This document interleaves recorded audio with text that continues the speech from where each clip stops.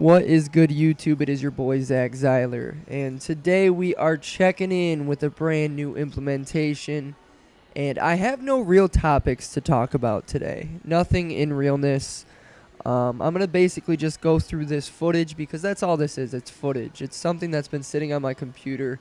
I've wanted to sit down and do a voiceover on several videos like this where it's just raw workout footage. And I love doing voiceovers where I can communicate my feelings, where I'm at. I can talk about the workouts and just basically go into an environment where I talk to you guys.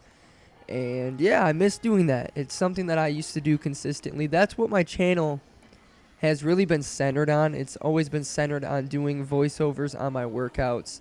And I think I've strived to better my channel too much, and I've kind of gotten in the way of myself, if that makes any sense, because that is what the center of my channel has always been, my training and my approach towards fitness.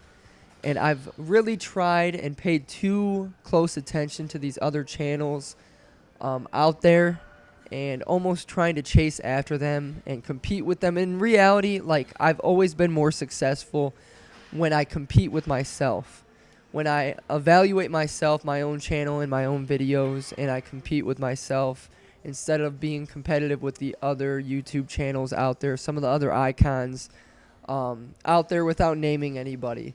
But that's really how I've become successful. That's how I've been able to make a living out of YouTube, my personal training services, my brand and everything. That's how I've grown in the past, is by paying attention to myself and not worrying about others, you know?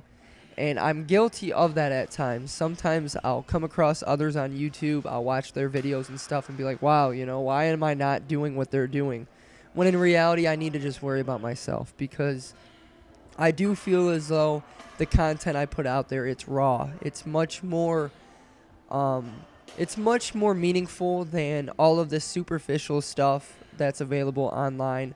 All of this stuff where it's built on materialistic things, and everyone's beliefs are about materialistic things, on what you have, what others don't have, and, you know, name calling and stuff like that. I'm not really about that. Like, I joke about it in person with people from time to time about run-ins that I've had with other YouTubers and stuff. Going back and messaging some of the other YouTubers, them messaging me, fallouts that I've had with other YouTubers. And it all falls into play of why I don't do any collaborations or anything like that. I don't take advantage of many of the opportunities that I could be taking advantage of, because I'm comfortable being in control of myself, being in control of my content, my channel. I've told you guys I do all my editing and stuff by myself. I have Cody filming for me right here, and I do love having Cody film for me, because he's not only like my videographer from time to time or photographer from time to time, but he's a close friend of mine. And it's been weird, you know, fitness in general, because fitness, it follows a line that is so much more than physical. Everyone just associates fitness with, oh, you've got to have a six-pack. You have to look a certain way. You have to have this much muscle mass. When fitness in reality comes down to so much more than that. It comes down to your spiritual approach towards life. You know, how genuinely happy are you? How emotionally stable are you? What are your relationships with others like, you know? Are you hard-headed? Are you truly happy? And these are questions that, you know, you have to ask yourself constantly. And lately, the past few months have been so stressful for me, and my levels of fitness, the levels that I was just speaking of, have not been as high as they've been in the past, because there was actually a very large scale scare that we had moving into this house, to where we didn't think we were actually going to get the house. And that really messed me up, because one of my biggest goals and ambitions in the immediate form and in the present state have been to move into the house with my wife instead of living in the basement of her parents' house, which was a reality for us both. But my goal was to, after this wedding, come home from our honeymoon, find a house, move in together, and start our journey together in a home. And to have that dream basically vanquished and wiped away by our loan coming through and saying that we had problems that we couldn't get figured out or established, we've overcame them since then, and now things are basically looking very positive. And my levels of fitness are finally on the increase and rise. Living in this house, and I've only been here. It's going on 2 weeks. Next Monday, it will be going on 2 weeks that Tara and I have been living here, and I'm starting to feel this different sense of being. This different sense of responsibility has been put on not only my shoulders, but Tara's shoulders as well. And it's gotten me feeling very happy. It has me feeling truly happy to where I can say that and mean it genuinely and not have to sugarcoat it, because I'm a person that wears my emotions on my sleeve.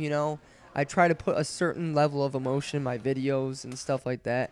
But this is exciting. It's exciting to me because I can now focus on my career. I can focus on YouTube again. I can focus on my training, on my clothing line, on my brand in general, and growing it alongside with growing myself and my own personality as a parallel. And I know I talk a lot about the same type of stuff in my videos from time to time, but I feel like it's important to connect with you guys from a certain standpoint. It's so much easier. Like right now, I'm sitting in a rocking chair doing my voiceover. I have no interruptions. I have nothing that's holding me back from paying more attention to what I love, what I truly believe in. And, the drive sucks going to the gym from this house. It's a little bit of a longer drive, and winter is approaching very fast. So I know that it's going to be immediately more of a task to drive to the gym back and forth every single day with snow on the ground. It's going to be very difficult. But I'm actually going to be in the process of going and getting my weight bench that you guys have seen at my parents' house in the basement. My dad is allowing me to bring that to this new house. I'm going to set it up in my basement. So we're going to have all kinds of hardcore workouts and footage in my basement with the same weight set you guys have seen for so long now. But other than that, the new year is approaching very fast, and I think it's very important for all of us to be ambitious and analyze ourselves and ask ourselves questions as to what we want to truly look forward to in this new year. How are we all going to grow spiritually and physically? How are we going to better ourselves? What goals can we set for ourselves? Because this is something that I really used to have as a staple of my life years and years ago, and I used to physically write down in my phone notes what goals I had for the upcoming year. And I'm not sure if I will make a video like explaining and sharing my goals and ambitions with you guys or not. I really don't mind it. It's just I have not sat down and wrote them down in the way that I once wanted to, or in the way that I once had before previously. And it's something that I think is important to do going into this new year. So just a little video, some clips to go through instead of wasting them and throwing them away, never to be seen again. I thought it'd be cool to do a little video talking to you guys. So that's the end of it. Thank you guys very much for watching. Let me know in the comments what you want to see more of. Love you all so much. Peace out. Bye.